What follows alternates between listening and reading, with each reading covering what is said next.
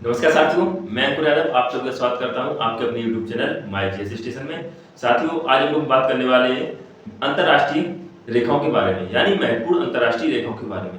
ये कहीं न कहीं किसी जैव के स्टैटिक जीके का एक पोर्शन होता है जिसमें परीक्षाओं में आपका 1 नंबर से या एक क्वेश्चन आपका इसमें बन जाता है। वो जो क्वेश्चन है आपका, वो चाहे फिर वो 1 नंबर का या 2 नंबर का हो, वो आपका कहीं न कहीं इन चीज़ों से ये पक्के हो जाते हैं, ठीक है? चलिए तो हम लोग समझते हैं आज अंतर्राष्ट्रीय रेखाओं के बारे में, ठीक है?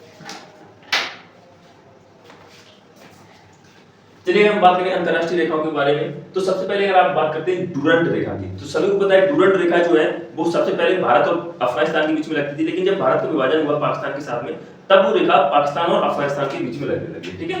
तो डुरंट रेखा की बात करें तो पाकिस्तान और अफगानिस्तान के बीच में लग रही है, ठीक है? अफगानिस्तान के बीच में, ठीक है साथियों। नेक्स्ट बात करते हैं हम लोग मैकमोहन रेखा की। अगर मैकमोहन रेखा की बात करें तो हमारे पड़ोसी देश जो कि चाइना है, भारत और चीन के बीच में सीमा साझा होती है, ठीक है? तो मैकमोहन रेखा की भारत वर्सेस चीन के बीच में रेखा साझा होती है। यही हम बात करें रेड क्लिफ रेखा की, तो रेड क्लिफ रेखा आजादी से पहले नहीं थी, यानी 1947 से पहले नहीं थी। जब देश का विभाजन हुआ, पाकिस्तान अलग हुआ, तो बंटवारे में रेड क्लिफ रेखा का विभाजन हुआ, ठीक है? यानी रेड क्लिफ रेखा का निर्माण हुआ। तो ये रेड क्लिफ जो रेखा है वो लगती है आपकी भारत और भारत और पाकिस्तान के बीच में। तो ये रेखा आपकी कहां लगती है? भारत और पाकिस्तान के बीच में, ठीक है दोस्तों। बात करते हैं हम लोग नेक्स्ट रेखा है आपकी हिंडनबर्ग रेखा, ठीक है? तो हिंडनबर्ग रेखा की अगर बात करें तो यह आपकी कहां लगती है? पोलैंड और जर्मनी के बीच में, ठीक है? अगर हम बात करते हैं हिंडनबर्ग रेखा की, तो यह आपकी जर्मनी और पोलैंड के बीच को रेखा बनाती है ना? तो जर्मनी और पोलैंड के बीच को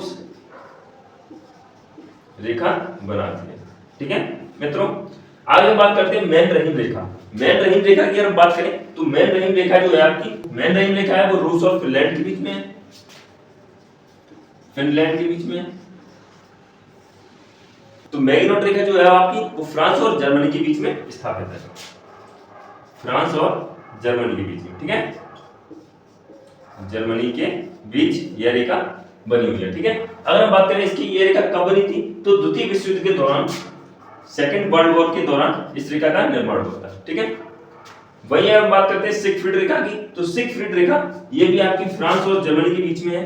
ये कब बनी थी? ये आपकी फर्स्ट वर्ल्ड वॉर के बीच में बनी थी, प्रथम विश्व युद्ध के बीच में बनी थी, ओके? अगर हम बात करते हैं 17वीं समांतर रेखा का, आपके दो देशों के बीच में है। ये उत्तरी वियतनाम व दक्षिणी वियतनाम, ठीक है?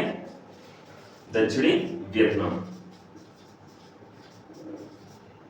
आपको कमेंट में बताइए वियतनाम की राजधानी क्या है, ओके दोस्तों। नेक्स्ट हम बात करते हैं 38वीं समांतर रेखा। तो 38वीं समांतर रेखा की अगर बात करें तो 38वीं समांतर रेखा है आपकी उत्तर कोरिया और दक्षिण कोरिया के बीच में, ठीक है दोस्तों। तो ये हो जाएगी आपके उत्तर कोरिया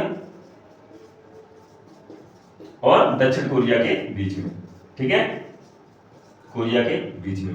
वही अगर हम बात करें 49वीं समांतर रेखा, तो 49वीं समांतर रेखा आपकी हो जाएगी दोस्तों यूएसए वर्सेस कनाडा, यानी उत्तरी जो है आपका उत्तर अमेरिका और कनाडा के बीच में रेखा साझा करता है।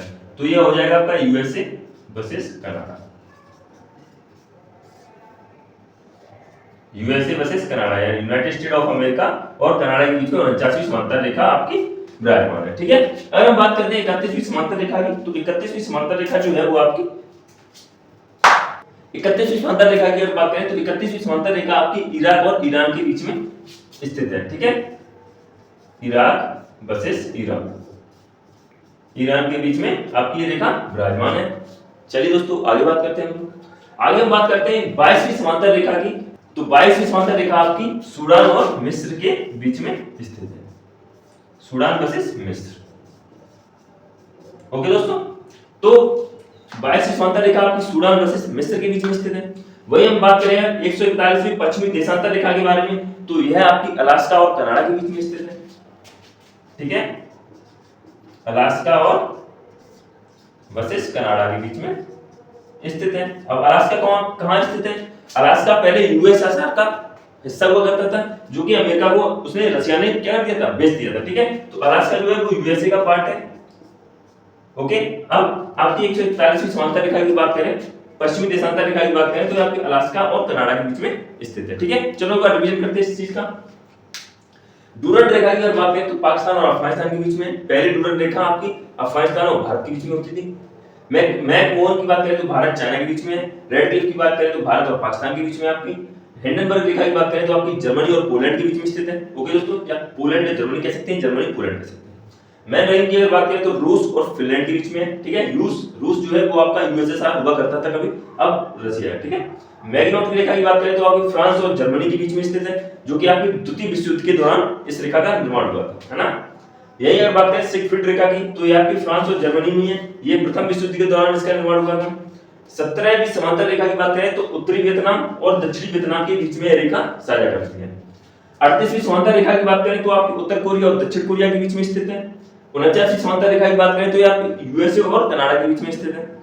31वीं समांतर रेखा की बात करें तो ये इराक और ईरान के बीच में स्थित है दोस्तों। यही अगर बात करें 22वीं समांतर रेखा की तो ये आपकी सूडान और मिस्र के बीच में है। 141वीं पश्चिमी देशांतर की बात करें तो अलास्का, जो कि आपका यूएसए का हिस्सा है, और कनाडा के बीच में स्थित है। तो ये तो आपकी हो गई महत्वपूर्ण अंतरराष्ट्रीय रेखाएं, जो कि आपके कहीं ना कहीं परीक्षा में आपके प्रश्न पूछे जाता है, चाहे वो आपके यूपी ट्रिपल पैट हो, है ना, चाहे आपका एसएससी हो, चाहे यूपी का कोई भी एग्जाम हो, ठीक है। वनडे एग्जाम में कहीं ना कहीं आपकी सब आते रहते हैं, ठीक है। तो वीडियो पसंद आए तो वीडियो को लाइक करें और चैनल पे नए हो तो चैनल को सब्सक्राइब करना ना भूलें। आपको डेली अब आपको कहीं ना कहीं आपकी स्टैटिक की कोई ना कोई पार्ट आपका आता रहेगा, ठीक है दोस्तों। तो चलते हैं, धन्यवाद, पढ़ते रहिए, मस्त रहिए, स्वस्थ रहिए, ठीक है। Thank you.